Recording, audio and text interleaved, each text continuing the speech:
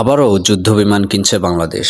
চীন থেকে 20টি জে-10সি যুদ্ধবিমান কেনার পর এবার ইতালির কাছ থেকে সুপারসনিক যুদ্ধবিমান ইউরোফাইটার টাইফুন কিনতে ইতালির সঙ্গে চুক্তি করেছে বাংলাদেশ।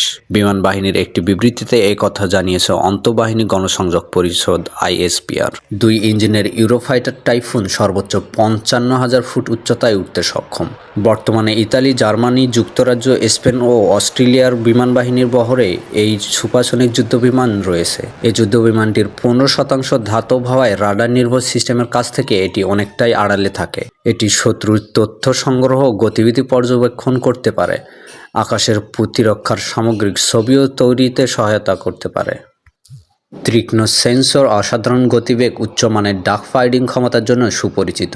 উন্নত radar, missile, electronic warfare system এর সক্ষমতা বাড়িয়ে দেয়। এটি স্থলভাগে গাইডেড বোমা, প্রিসিশন স্ট্রাইক অস্ত্র এবং রিয়েল টাইম ব্যাটেলফিল্ডের ডেটা প্রক্রিয়া করতে পারে। সব মিলিয়ে আধুনিক যুদ্ধের ক্ষেত্রে এটির ভয়ঙ্কর হয়ে ওঠার সক্ষমতা রয়েছে। এই বিমানটি বাংলাদেশ বিমান বাহিনীর বহরে যুক্ত হলে সামরিক সক্ষমতা কয়েক গুণ বৃদ্ধি পাবে।